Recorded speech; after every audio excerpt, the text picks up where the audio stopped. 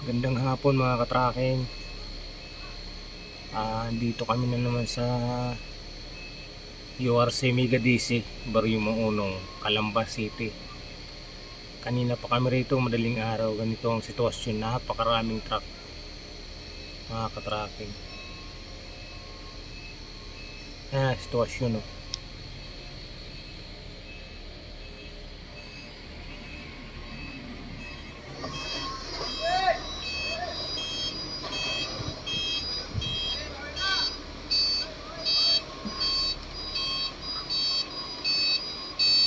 Karamihan trailer mga loads mga katracking.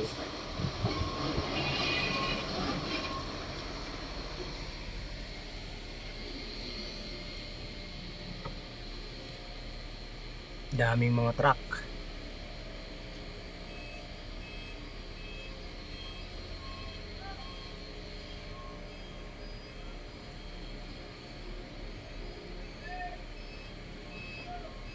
Punong-puno mga katracking yung parkingan.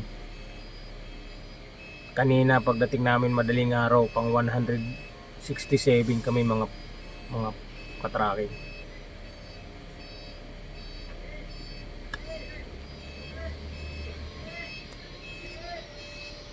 Laki pa sana ng space mga katracking. Yung problema, nagkasunog dito. Yung paleta dito nasunog.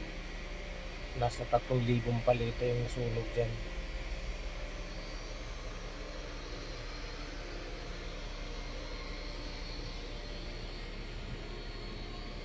Kaya daming hindi nakaka-parking.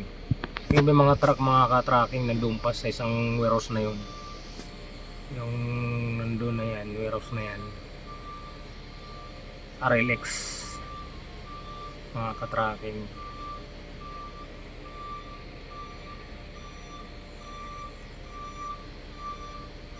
Yan, sunod-sunod na yung mga trailer na yan, DHL na yan. Ang iingay niyan mga ka-tracking, hindi nagpapatay na makina niyan. Sakit sa tainga mga ka-tracking yung under ng truck nila. Umuugong mga ka-tracking. Parang binabarinahan yung mga tainga eh. Ang nakakarinig. Kaya mga ka-tracking, pag ako tumapat dyan, naalis ako kasi hindi ako makatulog mga ka-tracking. Yung mga truck na yan, hindi ko malaman kung anong makina niyan. Kung China truck ba yan, kasi grabe ang ugong ng mga makina niyan mga loads. Hindi sila nagpapatay ng makina kasi nag-aircon sila kahit malamig.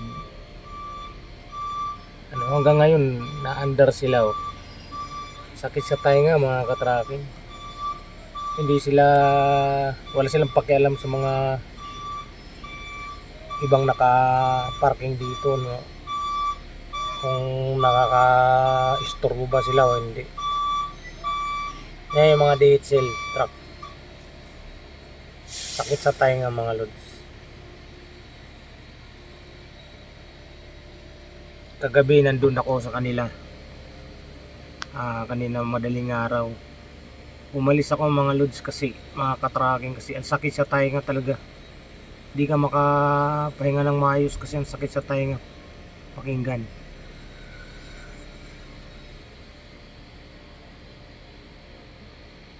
Yan o. Dami nila mga loads, mga ka-tracking. Mga DHL truck, mga trailer. Yan. Nasa 10 yata sila rito.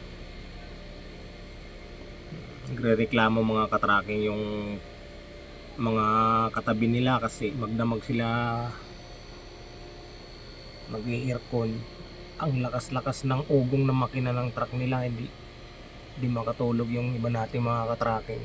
Dapat mga ka-tracking pag ganyan pinapatay nila yung makina nila kasi ang under ng makina nila mga ka-tracking umuugong eh.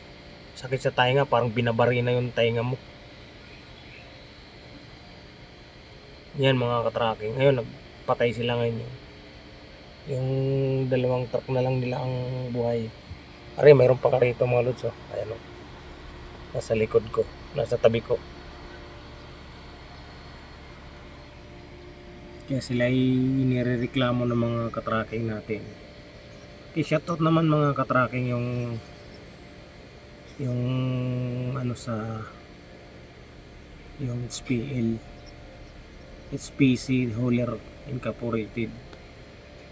Pag mga ganyang madaling araw, mga gabi na, huwag na kayong mag-aircon kasi umaandar yung makina niya, sakit sa tainga naman. Yung gaya nito ngayon, katabi ko, umaandar yung makina niya, lakas ng ugong. Siguro na marinig nyo mga katracking sa andar, umuugong yung makina nila. Parang pag pinakinggan mo mga katracking, parang binabari na yung tainga mo eh. Hindi sila nahawa sa mga katabi nila na naiistorbo nila mga katracking. Okay mga katracking, magandang hapon. Sana magsuportahan na lang tayo mga katracking at magrespetuhan tayo sa ating mga ka-tracking para hindi tayo mareklamo sa ating kapwa tracking. Huwag tayo mag-i-aircon pag madaling araw na. Huwag natin bubuksan ang ating mga truck. Ako mga ka-tracking, aircon din to nga truck ko mga loads. Aircon din to. Pero hindi ko pinapaandar to kahit mahina ang andar nito kasi giga.